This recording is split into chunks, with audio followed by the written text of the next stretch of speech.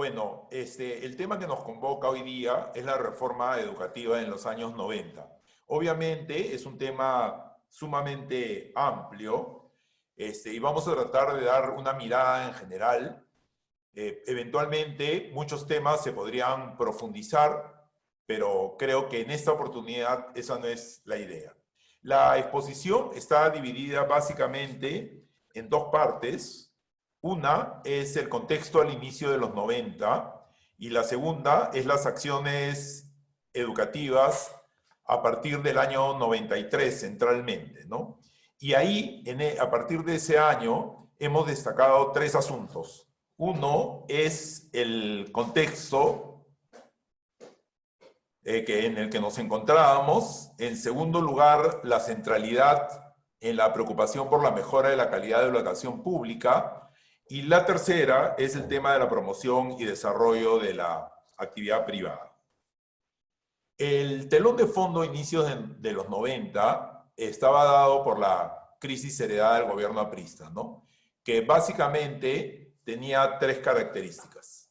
La primera, la economía totalmente destruida, como vamos a ver más adelante, el terrorismo avanzando de manera importante y una situación crítica en la educación. En el gobierno de Alan García trató de implementar políticas fiscales y monetarias expansivas, pero de manera absolutamente irresponsable. Lógicamente, generó un aumento artificial del gasto público en algún momento, pero también implicó que este fuera desapareciendo de una manera sistemática, ¿no? Obviamente la hiperinflación licuó los recursos fiscales y, por lo tanto, el gasto decreció de manera sustantiva.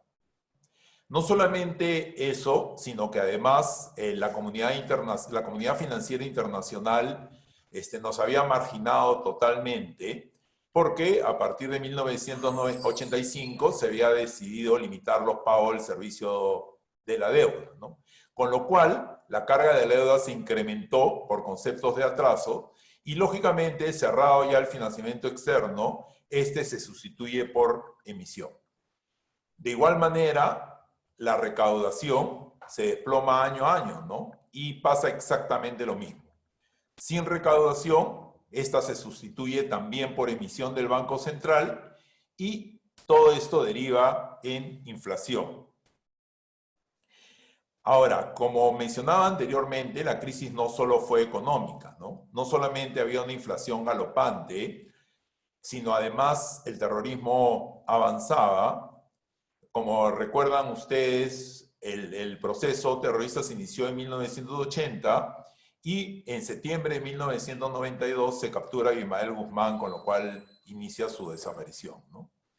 Y al mismo tiempo, la situación de la educación era crítica, ¿no? Había carencias absolutas en las instituciones educativas, una frondosa burocracia y una grave situación del magisterio, ¿no? Una formación deficiente, salarios muy bajos, lógicamente si no había dinero en el tesoro.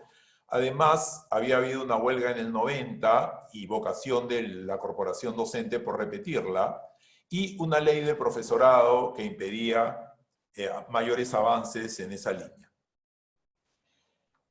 En 1993, en cambio, la economía se había estabilizado y se había logrado un franco proceso de reinserción del Perú en el sistema financiero internacional. Se había pacificado prácticamente el país. Sin embargo, el sistema educativo seguía mostrando graves carencias, ¿no? Como ustedes pueden ver, acá hay un reporte de un estudio etnográfico de la situación y reporta la situación, ¿no? La mayoría de las ventanas están rotas, no hay ningún libro en la habitación, no hay nada en las paredes, no hay armarios, etc. En 1990, la situación, como pueden ver ustedes en los gráficos de abajo, llega a su punto más bajo, ¿no? Como ustedes pueden ver en los dos gráficos, hay un pico a mitad del gobierno de García, pero obviamente ese pico es un pico artificial, como he señalado anteriormente, ¿no? A partir de 1990 comienza un incremento importante del gasto, ¿no? Y a partir de 1994 se observa una expansión importante, sobre todo el gasto educativo de capital. Además, lo importante es que esta recuperación se realiza sobre bases macroeconómicas sólidas, ¿no? Y por lo tanto permite continuar la tendencia.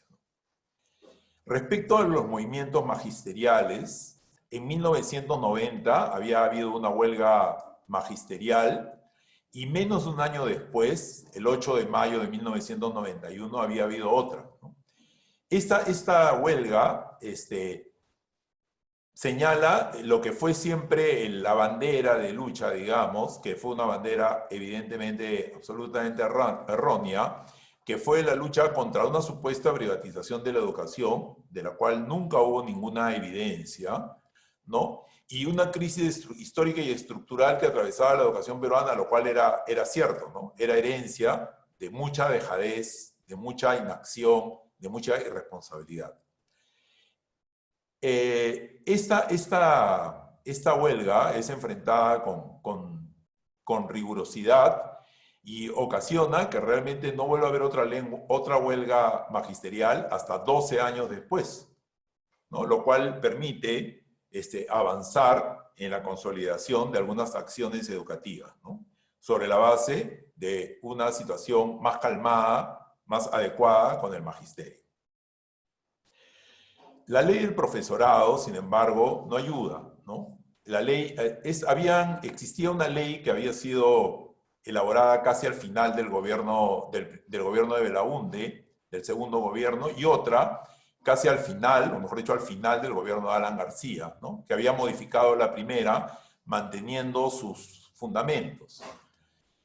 Estabilidad laboral absoluta, lo cual tiene un profundo impacto en la calidad del desempeño y su docente, ¿no?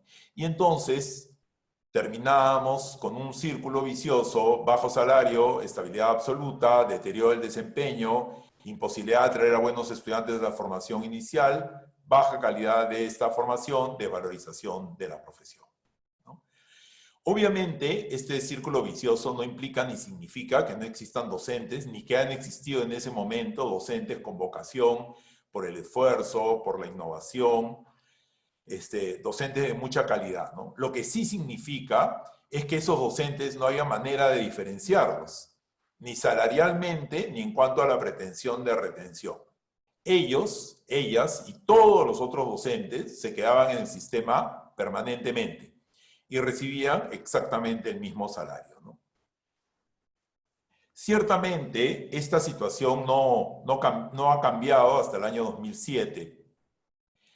Y ahí todavía hay mucha historia por contar, ¿no?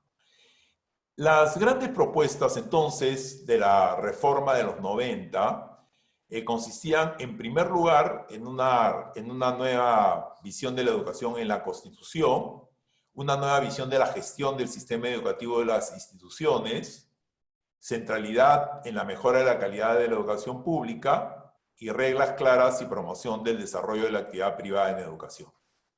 Vamos a ver cada uno de estos temas, ¿no? En cuanto a la nueva Constitución, como ustedes saben, en 1993 se plantea la nueva Carta Política del Perú, y en esa nueva Constitución hay varios artículos dedicados a la educación, en la cual se sientan las bases de lo que se trabajó como reforma de educación durante los años 90, ¿no?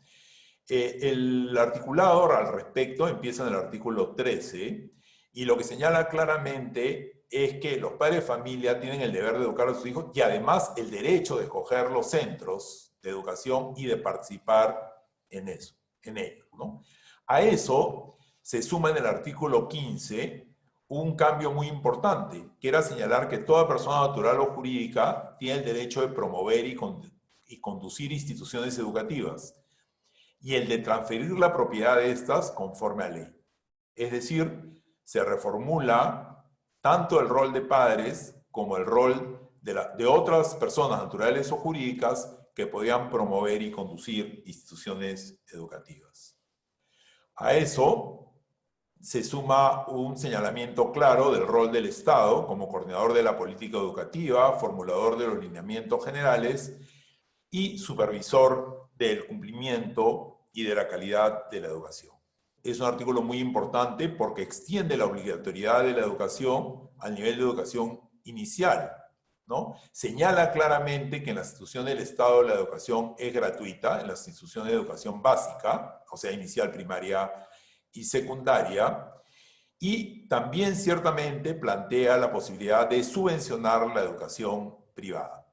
Como se puede ver en este artículo, hay claramente una decisión por profundizar, por extender la educación pública, y ciertamente en este artículo y en los anteriores se ve también una preocupación por la participación del sector privado en la gestión y la administración de la educación privada. El artículo 18 está referido a la educación universitaria y el artículo 19 complementa lo señalado anteriormente, señalando una inafectación de todo impuesto, excepto para las instituciones educativas privadas que generen ingreso que sean consideradas utilidades, en la cual se establece claramente que estas instituciones en ese momento deberían pagar el impuesto a la renta. Es decir, son como obviamente preceptos constitucionales, grandes lineamientos que requieren de adecuación, de acción, de legislación para llevarse a cabo. Estos artículos de la Constitución del 13 al 19 permiten, en primer lugar, que en esos años ya el esfuerzo se centre en la mejora de la calidad de la escuela pública y también de la matrícula en los niveles en los que era necesario, como por ejemplo el nivel de inicial. En ese año, en el 93, se realiza un diagnóstico general de la educación. El Ministerio de Educación convoca a varios organismos multilaterales y hace un diagnóstico general de la situación de la educación en ese momento. Era, lógicamente, un punto de partida para reiniciar acciones en un sector tan importante como la educación que había estado abandonado, ¿no? Y en ese diagnóstico, que son una serie de folletos, un documento bastante extenso, acá hay una síntesis muy apretada respecto a los 6 aspectos más resaltantes, ¿no? En primer lugar, se constató una ausencia de un programa nacional de educación.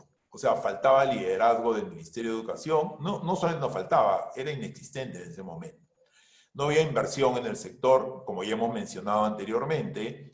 Si el Tesoro no tenía recursos, menos los tenía para invertirlos en educación. Una burocracia rígida y una superposición de normas y procedimientos, ¿no? Adicionalmente a eso, había un problema curricular, un problema de materiales educativos y un deterioro en la falta de infraestructura inmobiliaria. Obsérvese que este diagnóstico coincide plenamente con el pequeño párrafo del estudio etnográfico que mencionamos anteriormente, ¿no? Si ustedes ven el diagnóstico, estos 3 primeros puntos, la ausencia de liderazgo, la carencia de inversiones y la burocracia rígida, corresponden a un problema de gestión del sistema. Los 2 del medio, todo el tema del currículo, materiales, capacitación, corresponde propiamente al nivel de calidad de la educación, de la calidad del servicio que se imparte, ¿no? Y el último correspondía al tema de infraestructura inmobiliaria. Como consecuencia, dado que el diagnóstico había identificado las áreas de mayor necesidad y urgencia, ¿no? Y sin embargo, a pesar de eso, el sistema educativo peruano siempre, mejor dicho, desde las últimas décadas, ha mostrado índices de acceso a la educación importantes, pero un problema grave en la calidad. Entonces, en un contexto de escasez y de graves problemas, se priorizó la educación primaria. Sin embargo, se empezó a diseñar acciones para la educación inicial, secundaria y la formación magisterial y técnica. Con ese fin, se creó el Programa de Mejoramiento de la Calidad de la Educación Peruana, que abarcaba centralmente el mejoramiento de la calidad de la educación primaria y un programa de mejoramiento general de la calidad de la educación que básicamente se dedicaba a inicial, secundaria y formación profesional. Este programa se diseñó sobre la base del diagnóstico antes señalado y con el apoyo técnico y económico de diversos organismos multilaterales. Ya en los años pasados, el año 93, el año 94, 95, ya el Perú se había reinsertado en el sistema financiero internacional y por lo tanto los organismos multilaterales como el Banco Mundial y el BID estaban dispuestos a prestar dinero y además el Tesoro Público tenía recursos para ofrecerlos como contrapartida. El programa de mejoramiento de la calidad se diseña entonces, como les decía, sobre esta base y básicamente tiene estos tres componentes que son consistentes con lo que les había mencionado del diagnóstico. Primero, un mejoramiento de la calidad de los procesos de enseñanza que abarcaba tres aspectos: consolidación curricular, capacitación docente y materiales educativos. Después tenía un componente de modernización de la administración educativa, es decir, de mejora de la gestión, que no solamente incluía sistemas de información y planeamiento de la gestión, sino además incluía el sistema de evaluación del rendimiento estudiantil, ¿no? Que permitió la generación de la unidad de medición de la calidad, que ahora la conocemos a raíz de las mediciones de los logros de aprendizaje que realiza, anteriormente llamadas evaluaciones censales de estudiantes. Y además un importante componente de infraestructura educativa dedicado a la construcción, rehabilitación y mantenimiento de locales por un lado y la dotación de mobiliario por el otro. Es así entonces que se diseña el programa, se financia el programa. En el año, a fines del 94, principio del 95, se firman los contratos de préstamo y el Ministerio, lógicamente, porque el Ministerio de Economía y Finanzas ya había dado la autorización para el inicio de las contrapartidas, para la utilización de las contrapartidas, ¿no? Sin embargo, el inicio no fue fácil por muchos motivos, ¿no? En primer lugar, por la debilidad institucional del ministerio, obviamente. En segundo lugar, porque la capacidad de ejecutar el gasto, de que el dinero fluya, que se realicen las acciones, tampoco era una actividad que había sido dejada de hacer durante muchos años. Y por lo tanto, a pesar de que fue un proceso complicado y lleno de muchas tensiones, en 1996 se logró iniciar las acciones, ¿no? En 1998, el programa de mejoramiento de la calidad de educación primaria estaba en franco proceso, igual que los temas vinculados a educación inicial y secundaria, pero con mucho menos énfasis. Y los préstamos acaban en el año 2001. En el 2001 se cierra el programa con el Banco Mundial debido a que las actividades preparadas y las metas se habían cumplido, ¿no? Desgraciadamente, ahí culmina esta acción, porque no hay ninguna decisión política para continuar las acciones emprendidas, ni tampoco para aprovechar la capacidad técnica y administrativa desarrolladas en el programa, ¿no? Y por lo tanto, este esfuerzo se paraliza en el año 2001. Incluso un nuevo programa de apoyo a la educación rural, que estaba en franco proceso de diseño, quedó en nada, ¿no? Lógicamente se continuaron con las actividades que eran irrenunciables, ¿no? Es decir, se continuó con el reparto de materiales educativos y con la capacitación docente, en formas y con variantes que no vamos a profundizar ahora, ¿no?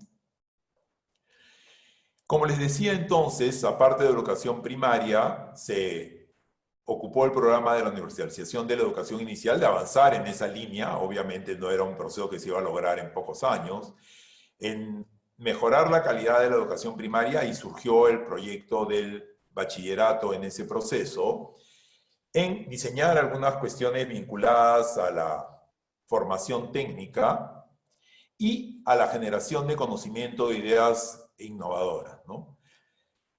Casi al final del programa se publicó una serie de documentos del trabajo del programa especial MESEP, algunos de los cuales se pueden encontrar en el repositorio del Ministerio de Educación. En el 2001, esta misma etnóloga, la doctora Barbara Hahn, menciona un cambio sustantivo respecto a lo que había visto en el 93, ¿no? Y lo señala en el mismo estudio, ¿no? Dice, se han realizado mejoras en la infraestructura escolar, la relación, ha mejorado notoriamente la relación maestro-alumno, se ha preparado y distribuido el currículo nacional, y muchas aulas cuentan ahora con libros, materiales didácticos y bibliotecas. Es decir, de la situación de carencia absoluta que ella misma había constatado en el año 93, en el 2001 hay un avance significativo. Lógicamente no es la solución al problema de la educación. Era imposible, es imposible solucionar el problema de la educación en 8 años, pero marcaba una línea, una tendencia, una preocupación que de haberse mantenido estaríamos, pienso yo, en otra situación, ¿no?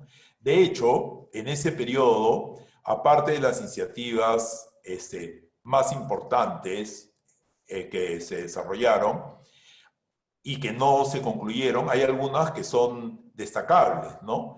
Porque mantienen su vigencia y están aún pendientes, ¿no? Uno, por ejemplo, es el tema de la autonomía de la escuela pública, de contar con un sistema realmente descentralizado, ¿no? Hubo diversas propuestas en los 90, el programa MESEP desarrolló una, pero esta propuesta de autonomía pública, podríamos decir que es evidente que está tan vigente que en el Proyecto Educativo Nacional al 2036 que se acaba de aprobar, hay una mención explícita a este tema como una aspiración, ¿no? Es una muestra de lo poco que se ha avanzado desde el 93 hasta ahora, ¿no?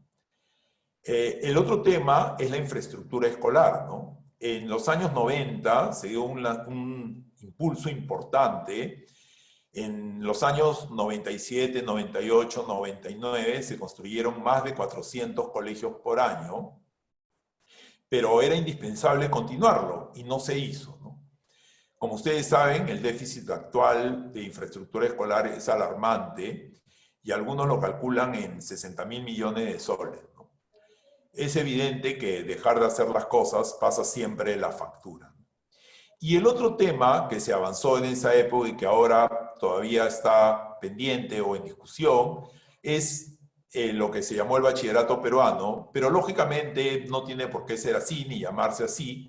La idea era pensar un espacio posterior a la educación básica, repensada, reformulada obviamente, y previo a la vida ciudadana, la formación profesional y el mundo del trabajo, ¿no? Mucho se discute sobre la pertinencia de los últimos años de la secundaria y esta era una idea para darle sentido. Respecto al tema de la promoción y desarrollo de la actividad privada, este fue un tema al cual se le dio énfasis también. Al mismo tiempo que se fijaba una centralidad en la calidad de la educación pública, hubo una preocupación por desarrollar y promover la actividad privada en educación, ¿no? A partir de la Constitución del 93, en noviembre del 96, se promulga el decreto legislativo 882, ¿no? Y la idea está en su primer artículo y resaltado en la diapositiva que ustedes pueden ver, era promover la inversión en servicios educativos para contribuir a modernizar el sistema, ampliar su oferta y como consecuencia su cobertura, ¿no? Y para este fin se concretiza la disposición constitucional y se señala claramente que toda persona natural o jurídica tiene el derecho a la libre iniciativa para realizar actividades en la educación, ¿no? Y lo que es importante acá es que se señala claramente que eso puede ser hecho con o sin finalidad lucrativa. También se plantea claramente el tema de la propiedad y se plantea para tal fin que estas instituciones pueden organizarse jurídicamente en cualquiera de las formas previstas en el derecho común. Asociaciones, cooperativas, ¿no? Sociedades anónimas, etc. Y en noviembre del 95 se había promulgado la Ley de Centros Educativos Privados, que era una ley que regulaba las actividades de los centros y programas educativos privados, señalando lo que después se extendió en el 882, ¿no es cierto? Respecto a la promoción y conducción de los centros educativos privados y la correspondencia de esa persona natural propietaria del centro educativo a establecer todos los aspectos vinculados a la actividad educativa.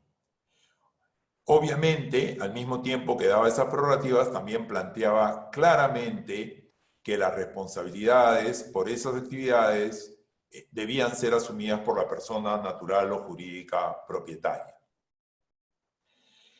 De hecho, el desarrollo de la normatividad constitucional en términos, en estas dos normas, tuvieron algunos efectos concretos, ¿no? En primer lugar, un marcado crecimiento de la oferta de servicios de educación privada, ¿no? Y como consecuencia, un crecimiento importante de la demanda, lógicamente asociada a las posibilidades económicas de las personas que la demandaban, ¿no?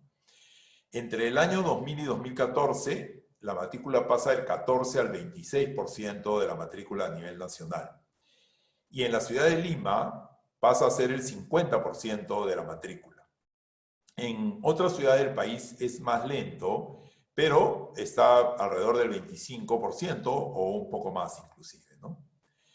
Lógicamente, ese crecimiento de la educación privada no solo se realiza en los niveles socioeconómicos A o B, ¿no? Sino abarca a todos los sectores, ¿no? Y posibilita también la concreción del derecho a escoger un centro educativo, ¿no?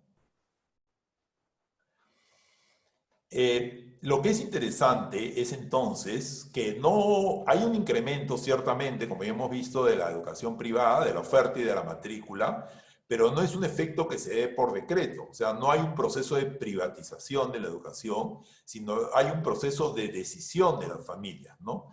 Que es lo que se denomina un proceso de privatización de abajo hacia arriba, ¿no? O sea, un proceso en el cual un porcentaje importante de la matrícula pública es ocupada de manera privada con el esfuerzo de las familias, ¿no? Pero no por una legislación, sino por una decisión, ¿no? Mucho se ha discutido respecto a los efectos de estas medidas, pero lo que es evidente en primer lugar es que hay mayor oferta, hay más oportunidades y alivio fiscal. El desarrollo de la inversión privada en educación, obviamente que ha beneficiado a la educación pública, porque ha permitido que con similar cantidad de dinero o con incrementos no tan notorios se pudiera atender mejor a una demanda que ha decrecido, ¿no? De hecho, el esfuerzo, el financiamiento, a pesar de ser importante, es escaso y muy grandes las necesidades. Por lo tanto, el esfuerzo privado es necesario para complementar el enorme esfuerzo público, enorme pero limitado, ¿no? De esta manera, señalan algunos investigadores que la inversión privada ya cubre el mismo 3% del PBI dedicado a la educación pública y por lo tanto la suma permite llegar a este número que fue en algún momento una ansia, que era el 6% del PBI. En general, pues entonces, esto ha generado un doble efecto. Uno, se amplían las posibilidades de acceso desde el nivel básico hasta el superior y diría yo especialmente en el superior, y se incrementa el gasto per cápita en la educación pública, porque el monto de dinero se reparte entre menos matrícula y lógicamente eso implica un aumento del cociente. Adicionalmente a eso, se ha discutido acerca de su impacto en la calidad, ¿no? Ha habido una gran discusión teórica sobre si este crecimiento de escuelas privadas de bajo costo tiene un efecto negativo en la calidad, ¿no? Hay autores importantes como Tuley y Dixon, que afirman que no es así, sino que más bien la migración a estas escuelas privadas redunda en una mejora de los aprendizajes de los niños de estas escuelas. Mucho se ha discutido al respecto y hay mucha discusión teórica, e inclusive estos estudios de Tuley y Dixon que han sido realizados a nivel mundial han sido discutidos, ¿no?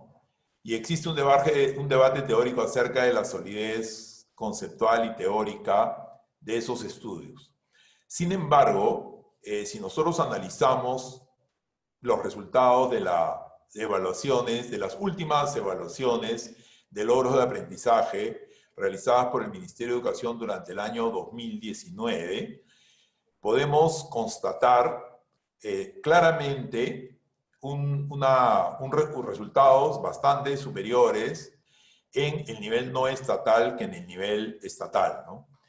En el nivel de segundo de primaria no se muestra esto. Prácticamente el nivel satisfactorio existe igual un 17%, pero a partir de cuarto de primaria, si ustedes observan los gráficos que están ahí señalados, las tablas, mejor dicho, los resultados, los números, ustedes pueden observar que el nivel satisfactorio y en proceso es muy superior en el sector no estatal que en estatal en cuarto grado de primaria, y ni qué decir en segundo grado de secundaria, ¿no?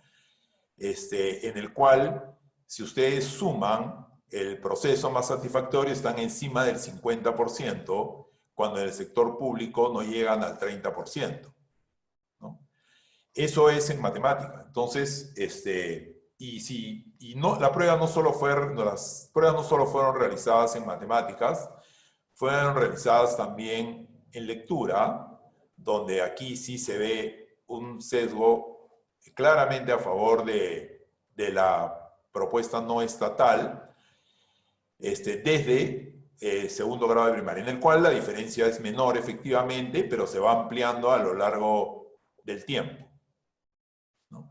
Y entonces, a nivel de lectura pasa lo mismo, y de hecho, además, si ustedes analizan este grupo, que se llama previo al inicio, pueden constatar que en el sector no estatal es muchísimo menor que en el sector estatal.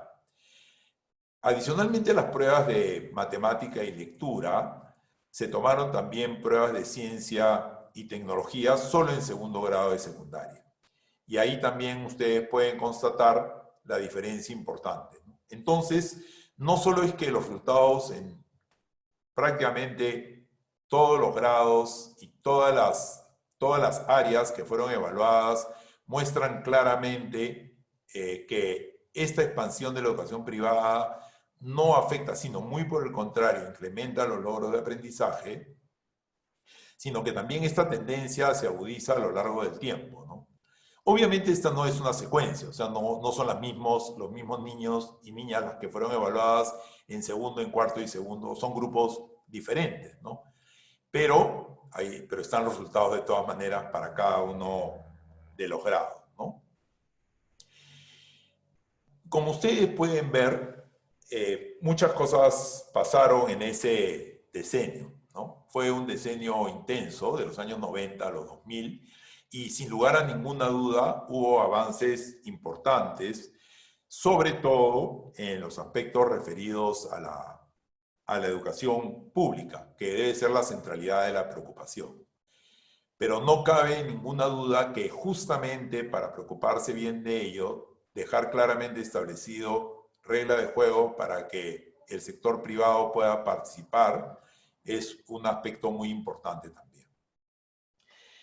Con esto, espero ustedes hayan recibido un pequeño esbozo de cómo se recibió la situación al inicio de los años 90, cómo se sentaron algunas bases para empezar a trabajar en el año 93 y lo que se hizo a partir del 93, ¿no? Esfuerzos importantes que desgraciadamente carecieron de continuidad. Obviamente, durante los años posteriores a los 2000 se han hecho cosas importantes también en educación, sin lugar a ninguna duda, ¿no? Pero siempre marcadas por este hecho de la no continuidad. Inclusive algunas cosas e ideas importantes que se iniciaron después de los 2000 empezaron en un momento, desaparecieron en otro y por lo tanto tampoco lograron consolidarse e impactar de manera importante en el sector educación. De hecho, hoy día tenemos índices de matrícula muy importantes, pero seguimos teniendo, como ustedes habrán visto en los cuadros de resultados de las evaluaciones, importantes problemas en la calidad del servicio. Seguimos pues entonces con un pendiente en la educación, pero tenemos un referente en la reforma de los 90 para tratar de solucionar los problemas que aún existen. Muchas gracias.